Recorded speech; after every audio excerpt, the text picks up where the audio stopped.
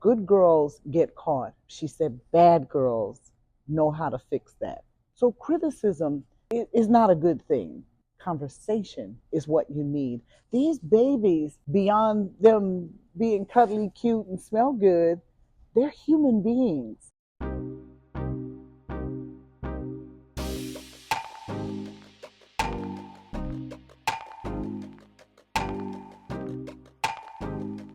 Hey there, it's Monica May with Let's Spill the Tea. Let's Spill the Tea helps mothers and daughters 14 to 21 have those tough conversations. It's not always about sex. We're going to get into that a little bit later, but it's any conversation. It's about school, it's about friends, it's about boyfriends, it's about, could be girlfriends, could be same sex, it could be anything. But we want to be able to give you conversation starters, just a way for you to be open.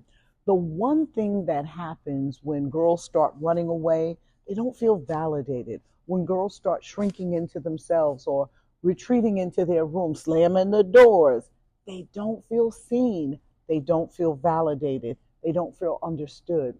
And you may say, well, Monica, you're only looking at it from the girl's perspective.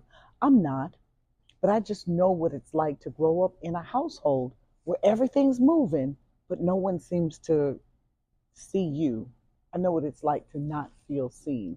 Let me get to one of the letters, and don't forget, you can always pop a letter to me. I'm going to get to it at info@letsspillthetea.org.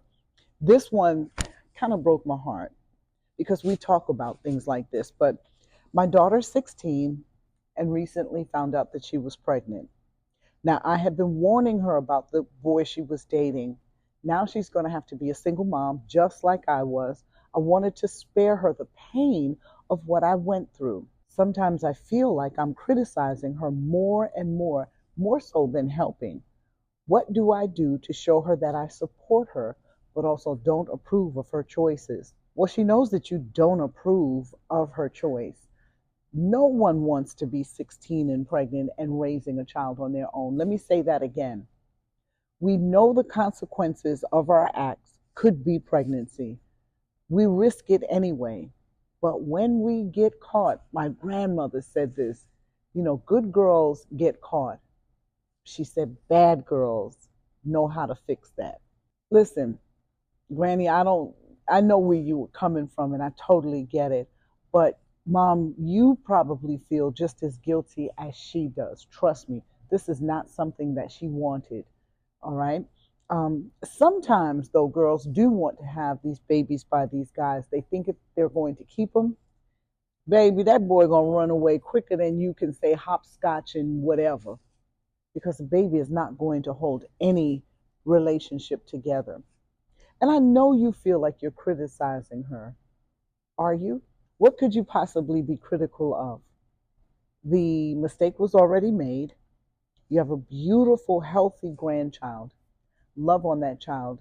Bring up that child. Help her with that child. But here's what I don't want you to do. I don't want you to be the crutch while she continues on to every basketball game, while she continues on to every party. She made the decision to have this baby. She made the decision to have sex. She wound up pregnant. She has to be responsible for that baby. You can give her some unction of freedom, but you ain't got to give it to her all the time where you become that child's parent and they're calling you mama and her by her first name. You don't want that. So find the boundary. What I want you to do is to now help her so that it doesn't happen again, because 16 today could turn into another baby at 17 or 18. I tell you guys, I wrote my teen letter. It was because I started seeing some of the same faces at a teenage pregnancy house here in Orlando. And I'm like, oh, these girls haven't gotten the message. These babies, beyond them being cuddly, cute, and smell good, they're human beings. And the sooner you can share that with them, and the sooner you have that discussion that a baby's not going to hold a boy, and you said that you warned her about him, but did you give her all of the reasons why you were warning her? How was the conversation done?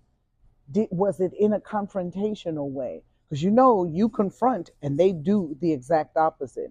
You yell and that's going to push them closer to that person. And if it's an older guy, he's going to have those open arms. It's happened to me before. He'll have those open arms and she's going to go crying to him. You don't want that. So criticism it is not a good thing. Conversation is what you need. And I always say this, in the bags that I give away, I give a mirror in there. And I give that mirror because I want it to be symbolic of you checking your attitude. Your attitude is registered on your face. So before you open your mouth, what's your face saying? Is your face closed off? Is it looking stern? Is it looking, that's going to scare them. And it's going to make a girl shut down.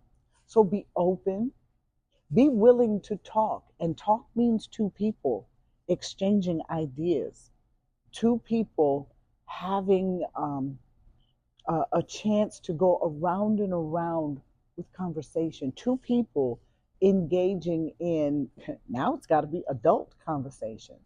Don't be so harsh. Again, it's already been done.